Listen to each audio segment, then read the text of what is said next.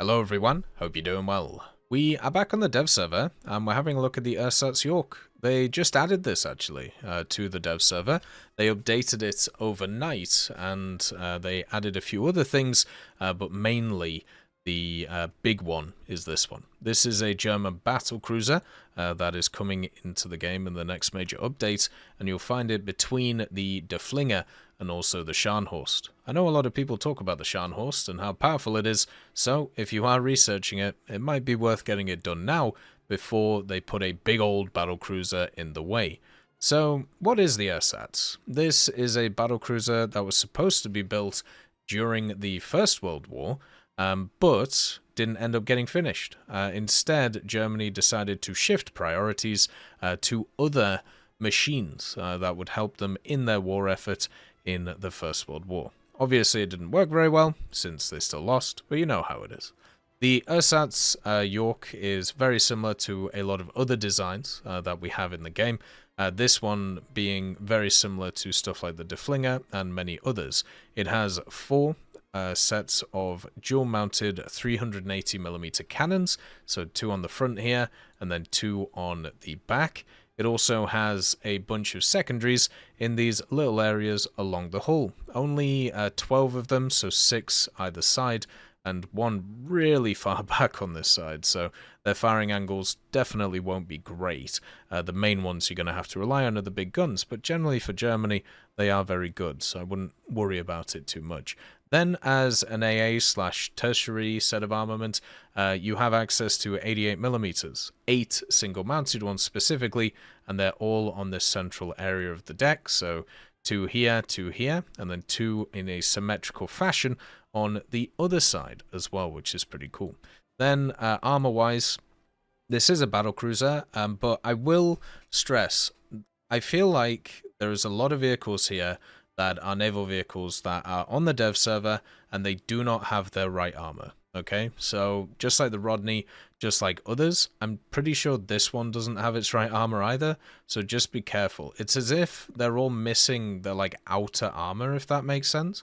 Like if you have a look at something like the Rodney right now only has 40mm of armor on the side, and this battlecruiser only has 42. According to this, its citadel armor should be 300-250, and its main fire tower armor should be 300 or 250, but right now it's 80mm. So there's something weird going on with the armor, so just don't take it for granted. But right now, it has a bunch of 40mm armor, which is obviously worthless, and 80mm on the turrets, which is also pretty bad, and not a ton covering the bridge or the ammo elevators either, only 25mm across the board. The thickest piece of armor is this 100mm hole in the center, which protects, I suppose, from bombs from aircraft, which would protect the engines.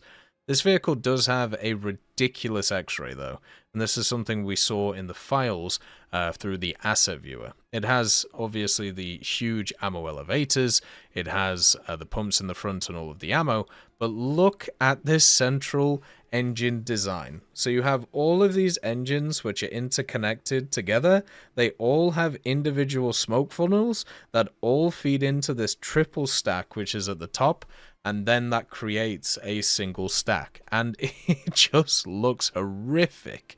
I don't know how else to put it. It looks absolutely disgusting, like a bunch of spiders that have got into this vehicle.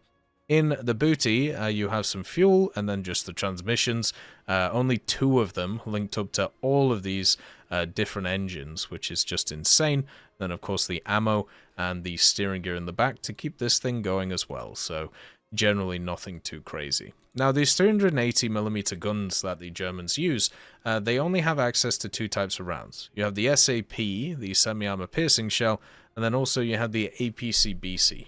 Now, one of the things that I noticed while playing these vehicles and also playing against them is the Germans have a ridiculous amount of explosive mass in their shells. This SAP, the semi-armor piercing, it pens up to 460, but also it has 67.1 kilos of explosive mass in the round, which is a lot.